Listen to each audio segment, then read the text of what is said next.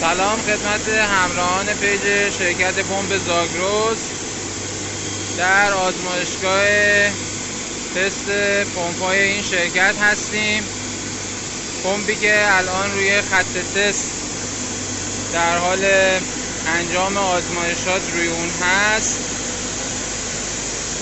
پمپ BB4 از برند شرکت سیهی هست. این پمپ در فشار کاری 55 بار کار میکنه، 8 استیج هست.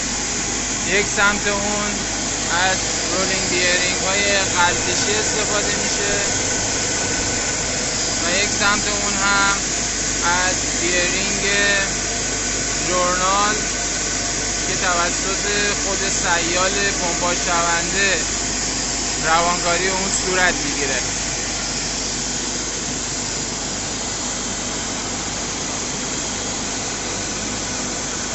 موتوری که با این پمپ کوک شده موتور 132 کیلووات در دور 3000 RPM هست.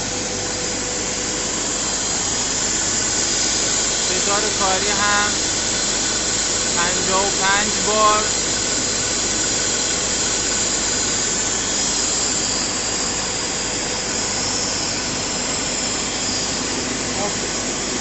ارتعاشات جهت هوریزونتال این پمپ 2.7 تا 2.8 میلیمتر بر ثانیه هست.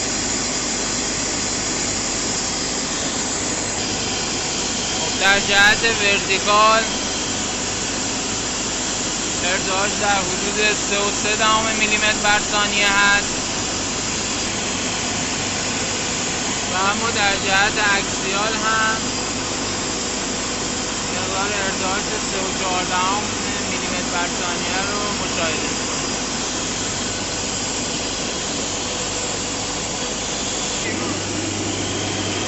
جریان جذبی هم که الان آمپرمتر داره نشون میده بین 169 تا 170 آمپر است.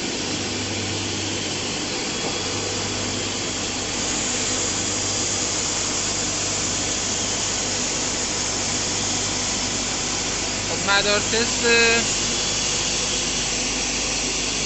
موجود در آزمایشگاه رو میبینید که یک مخزن 9000 لیتری هست استفاده شده.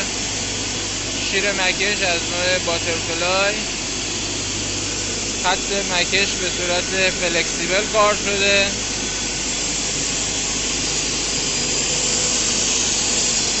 خط رانش هم با توجه به فشار کاری که داشته به صورت فیکس کار شده. شیر گیت والو هم در مسیر رانش هست و این هم قسمت انتهایی لوله رانش هست که مجدداً به مخزن اصلی برمیگرده.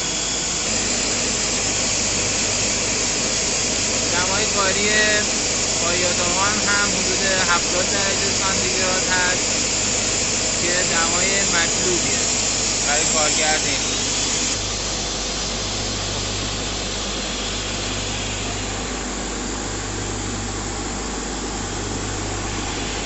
فشار مکش در حدود 15 صدم بار هست در این پمپ.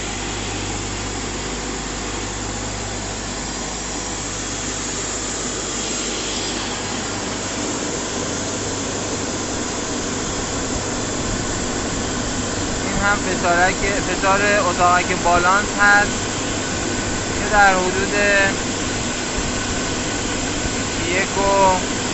1.8 بار رو حدوداً نشون